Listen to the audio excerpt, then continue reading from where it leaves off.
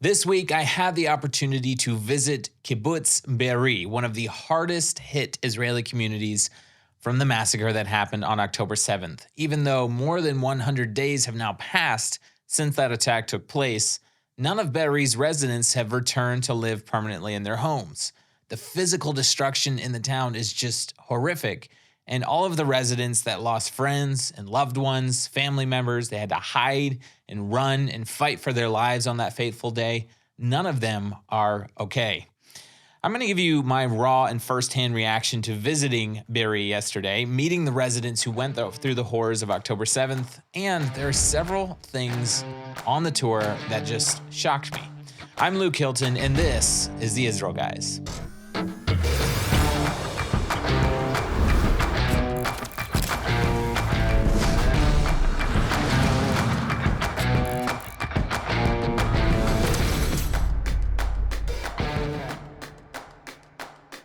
Hello and welcome to the Israel Guys, where we believe that in a world of anti-Israel propaganda and Jew hatred, you should have a direct connection to the land and people of Israel.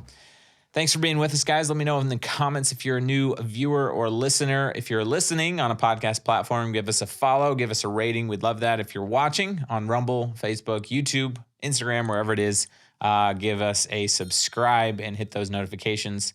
We would appreciate that. I do want to let you guys know, yes, there's a war happening in Israel, but life is kind of has to move on at some point. And not only that, but Israel needs more help than ever. And as you know, Hayuvel, our organization, brings volunteers to Israel to help the small Jewish communities and farms in Judea and Samaria. So we have upcoming trips. We're as long as the security situation is stable, where in the areas where we're at, we're going to hold those trips. So you can go to serveisrael.com/volunteer. We'll have a link down in the description below. We have an all-men's trip coming up in end of February. It's a 2-week pruning trip. We need lots of men to help prune the vineyards.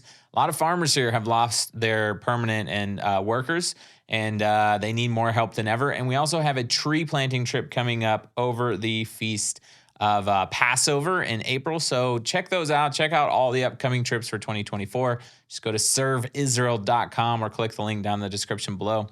So, our staff team and our media team had a chance to go down south this week. We visited Kibbutz Be'eri, which is probably the hardest hit Israeli community from October 7th. There was 3 main communities that were hit very hard, and then other places. Well, and there was also the Nova Music Festival, and then other communities that were affected in some way or another. So the place where we had the opportunity to visit was Kibbutz Be'eri. Now, before I get into my personal reaction, and by the way, we were able to film everything. It's going to take a few days for our editors to get those videos together, but please watch the channel. We will have at least one video coming out this week, potentially more in the near future. So make sure you subscribe. You're going to want to get that firsthand account of Be'eri. It was so emotional, so compelling, and you guys need to see what happened there. You need to see what we saw. Before I get into my reaction, just an overview of what happened at Be'eri, right? So it's a kibbutz, and it's an old-style kibbutz, still running on this socialist idea of kibbutzes where they share everything, jobs, land, farming, factories, finances, those kinds of things. I was shocked by how beautiful it was. Be'eri was just absolutely beautiful, so pretty, a beautiful, beautiful town. They were invaded from the west, from Gaza, at 6:30 a.m. on Saturday morning, October 7th. The western side of the town was ravaged the worst, obviously, because they came from the west, right? So you have entire blocks of neighborhoods that were just completely ravished. 97 members of the kibbutz were murdered. If you count security forces, the IDF, as well as people that were visiting Be'eri, because it was a holiday, remember, Simchat Torah in Judaism. If you count everybody, then it was about 200 people that were actually murdered on October 7th, possibly in the first 3 days as well, because the IDF, it took them 3 days to actually liberate the town. After being invaded at 6:30 a.m., it took 8 hours for the first IDF soldiers to arrive and begin fighting to liberate the town and rescue people that were hiding in their houses and safe rooms. So that was 8 hours where their 10-member security team, many of whom were killed very quickly, they were the only ones to fight the terrorists, as well as a few civilians that were armed. Most of them, to my knowledge, were not armed with weapons. but they were fighting with everything they had for 8 hours. In 8 hours, many people hid in their safe rooms, some hid in bushes. Some ran from house to house, jumped out of second-story windows, and many of them were ultimately killed. After the IDF arrived mid-afternoon, and then tanks and heavy equipment started rolling in about 4 p.m. on Saturday, it took 3 days for the IDF to completely clear the town of Hamas. 3 days for them to liberate the town of just horrific fighting. And that's to show you how well prepared Hamas was. And we're having this debate, and I'll get more into this in a little bit, about like, was this a terrorist attack or was this attack by a full-fledged military? The answer is both, but we'll get into that more in a minute. So to this day, which I was kind of shocked by as well, the residents of the kibbutz are still living in hotels, most of them close to the Dead Sea. They do have plans to build another kibbutz, at least temporarily, or at least temporary, because they do, obviously, they want to rebuild Be'eri. But it will be at least June before they have houses ready to move into. So some of these residents are talking about living in hotels until at least June of this year. You're talking another 5 months. So it's been over 3 months of living in hotels, and they have months left before their lives can even begin to return back to normal. So my first thoughts, and part of this is interesting because, as someone who works in the media and brings these stories to you guys, I've followed the news very closely. I've followed the images and the videos and the stories, but I was still shocked by several things.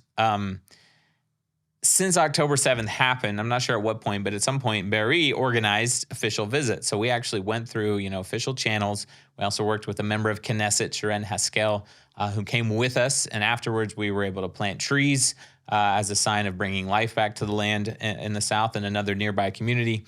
So we arranged the visit. They have like official tours and tour guides. And I don't know what I expected because I wasn't the organizer, but I was kind of shocked when we got off the bus to find out that our tour guides were residents of Be'eri who were there on October 7th and whose family and had lost family members and friends and, actually were hiding and running for their lives on October 7th.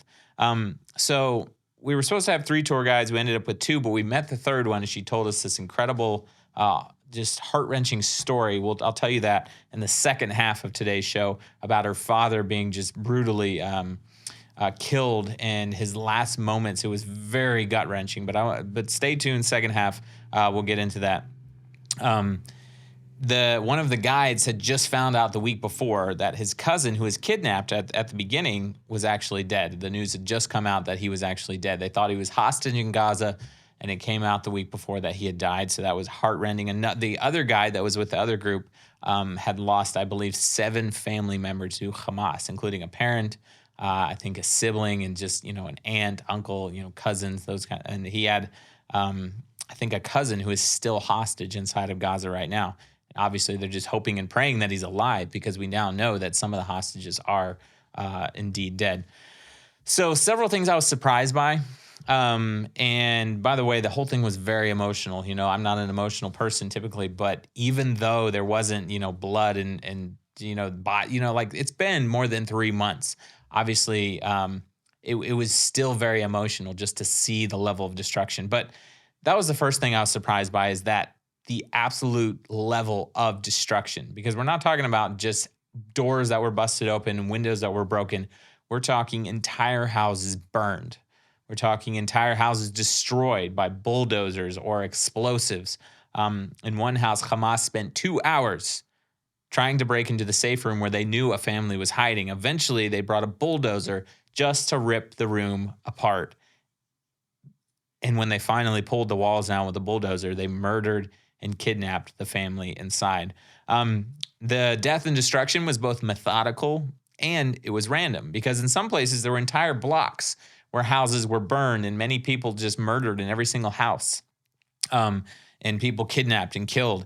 Other places, they spent hours trying to get to the family inside. Other places, they went in, and if they couldn't find the family quickly, they moved on to a different house. There were some houses that were just randomly passed over. Some houses where one level of the house, somebody was killed or kidnapped, and another level, the family wasn't touched. The man that led our group around, the guide, he was hiding in his house with his wife and children in the safe room. He heard the terrorists come into the house, and started looking around, and he's holding the door to the safe room because many of the safe rooms are built to protect them from shrapnel and rocket attacks, but they're not built to lock them inside. So many of them don't have locks on the inside. So a lot of the residents were holding them shut with chairs, holding them with their hands. So he's holding the door handle. And the only weapon he has is a glass bottle. He hears the terrorists come in, and then he hears his dog, and they had a large dog start barking.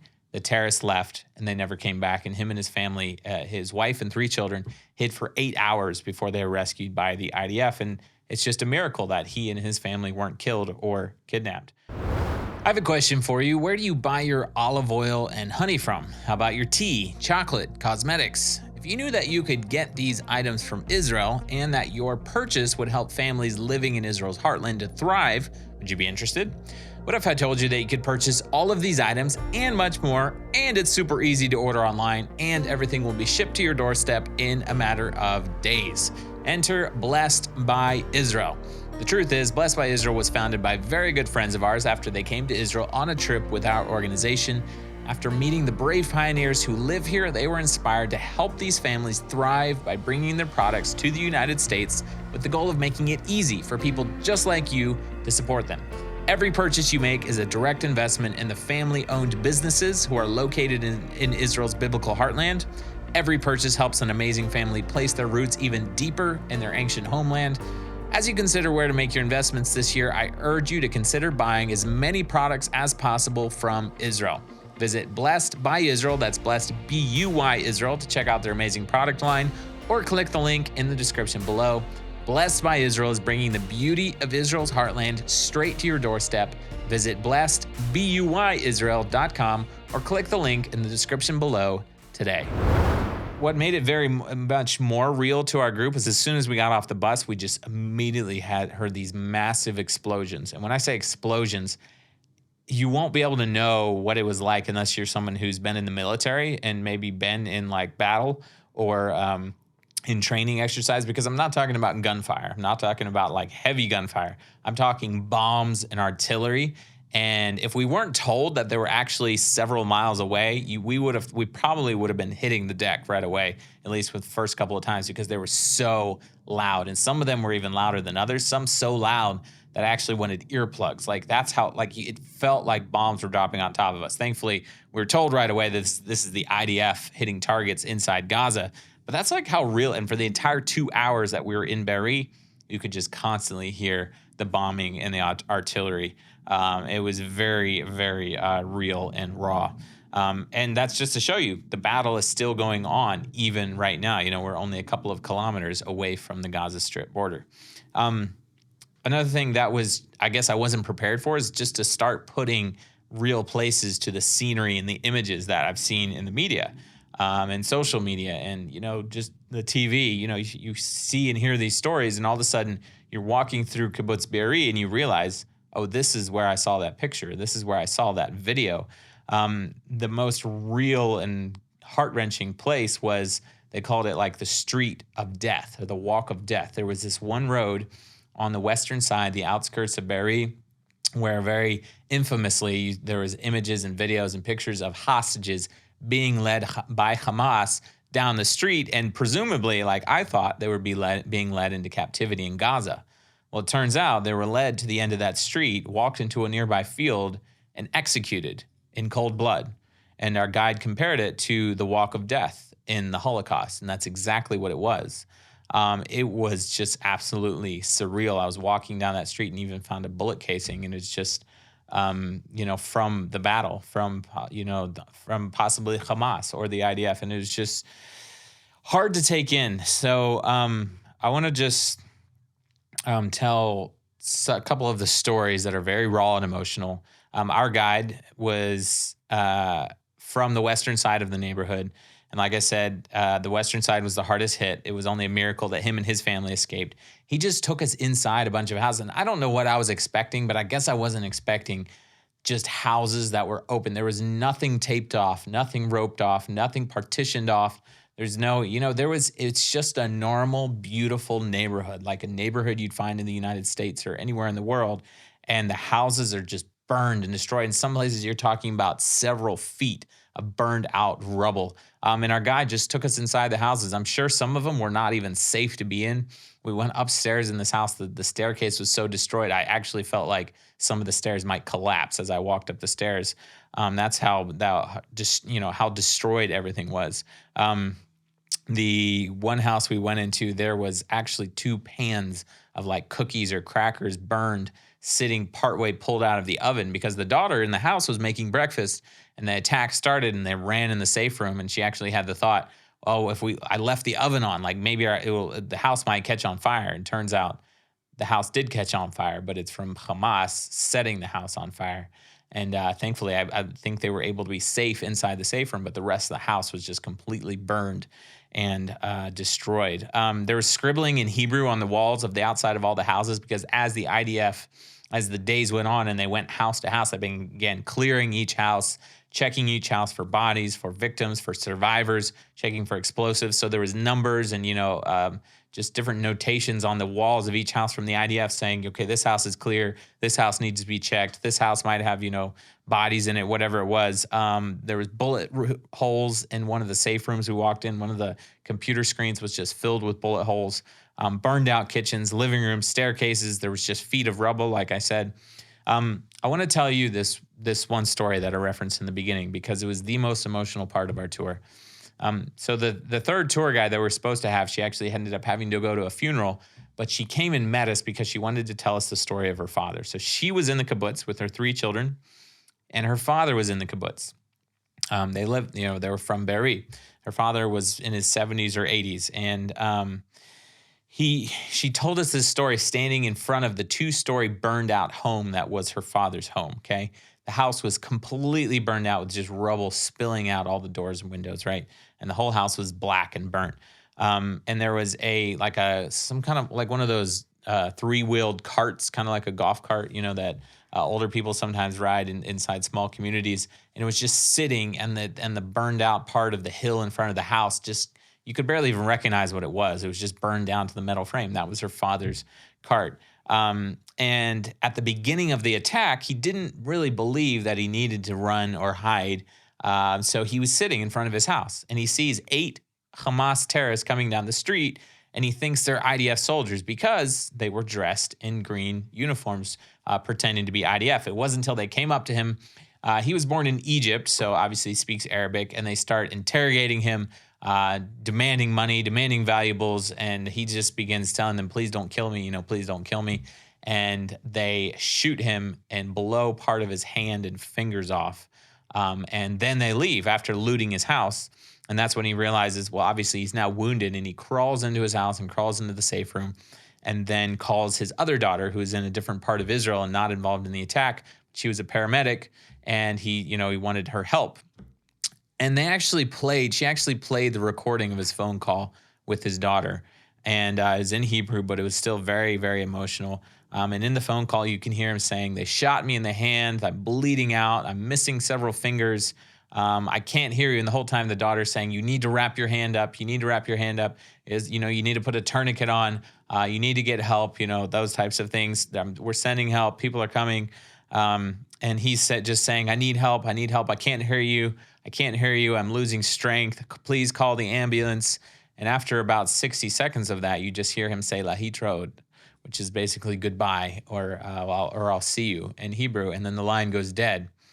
And 2 days later, the IDF finds his body. He died just from bleeding out from being shot in the hand because no one could get to him.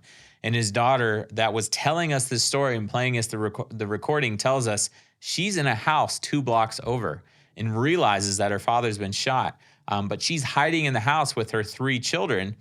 And she just grabs a knife because it's the only thing she had. And she goes to climb out a window to go and rescue her father. And as she looks out the window, she sees a Hamas terrorist below her window. She calls her neighbor who has a weapon. He shoots the terrorist, but then she gets a phone call and they say they're terrorists just surrounding the house. There's terrorists everywhere. You can't leave her house. And she realizes she has to stay in hiding and protect her children. And ultimately, her father died from bleeding out. It was just the most heart-wrenching story I think I've ever heard. And to see his cart, to see his burned out house, to see the safe room, and to hear that recording was probably the most raw and emotional thing I think I've ever heard, and just been a part of. And it's just important to note, this was not just a random terrorist attack. You're used to hearing about bus bombings, shootings, stabbings, rock throwings, right, from Israel, or from the West Bank where we are.